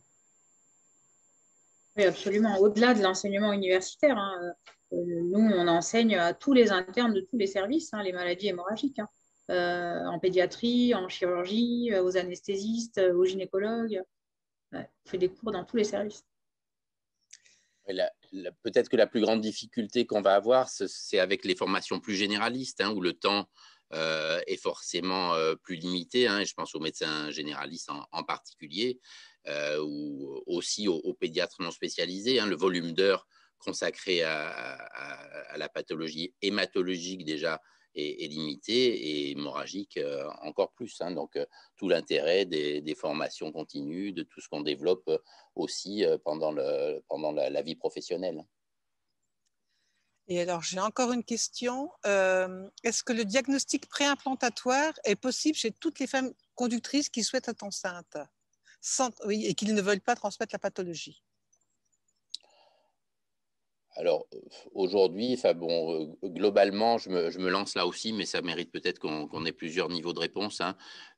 Déjà, dire que tout ce qui va être de la procréation médicalement assistée, qu'on aille vers le diagnostic prénatal, l'interruption, et puis l'idée d'éviter l'interruption en allant vers le diagnostic préimplantatoire. Tout ceci concerne les formes sévères d'hémophilie, quel que soit le taux chez la femme, qui soit normal, qui soit diminué ou qui soit très bas. C'est dans les formes pour lesquelles on a le risque d'avoir la naissance d'un hémophile sévère qui sont concernées. Dans ces formes-là, lorsqu'il y a eu effectivement cette bonne explication et qu'on s'oriente vers ce souhait d'un diagnostic préimplantatoire, l'accès, on va dire, est quand même de plus en plus facile. L'ouverture est vraiment là. Après, reste la difficulté de la technique elle-même et le parcours de la procréation médicalement assistée et de la fécondation in vitro, où ça peut être pour des couples assez éprouvant de faire ce parcours-là. Mais on peut dire que l'accès maintenant est quand même bien facilité Et je n'ai pas le souvenir récent dans des formes d'hémophilie sévère pour lesquelles les parents étaient demandeurs, où on a eu des délais excessifs. Merci beaucoup. Je n'ai plus de questions sur. Je crois que j'ai posé toutes les questions. Yannick, est-ce que tu peux me rassurer? Est-ce que j'ai laissé passer des questions? Oui, j'étais en train d'en taper une justement. Je n'ai pas eu le temps de l'envoyer. Vous parliez, professeur Chambost, des maladies, des hémophilies sévères pour l'accès au DPI. Et qu'en est-il des formes sévères de la maladie de Willebrand et des pathologies plaquettaires? Est-ce que c'est les mêmes critères ou est-ce que la question ne se pose pas? Je ne sais pas. Là, j'avoue que je touche les limites de mes connaissances. Bah, écoutez, vous touchez les miennes un petit peu. Je n'ai pas l'expérience. Alors, on est dans des situations un petit peu différentes, hein, déjà sur la transmission génétique, mais malgré tout, je ne voudrais pas dire de bêtises. Je ne sais pas si Annie ou Johan, vous avez des expériences dans ce domaine. Oui, oui. En fait, dans les formes sévères d'autres déficits, alors on est toujours dans les formes sévères, hein, et on peut s'adapter effectivement aux demandes de diagnostic prénatal ou préimplantatoire chez les parents et chez les couples qui finalement sont à risque de transmettre une maladie hémorragique de forme sévère. Si la situation est extrêmement rare, que la pathologie est rare et mal connue, etc., parfois ils nous sollicitent en comité de DPN pour discuter de l'indication, pour discuter de la description de la maladie hémorragique et de savoir si on est bien dans une situation où ça pourrait être indiqué. Et à ce moment-là, on peut accéder à la demande des parents du diagnostic prénatal, voire préimplantatoire. Aujourd'hui, les indications sont les mêmes. On a accès au diagnostic prénatal comme on a accès au diagnostic préimplantatoire si la pathologie le permet. Et donc, dans les maladies hémorragiques, c'est évidemment les déficits sévères et les thrombopathies sévères. Merci pour toutes ces réponses. Je vais redonner la parole à Florence. Tu es là, Florence?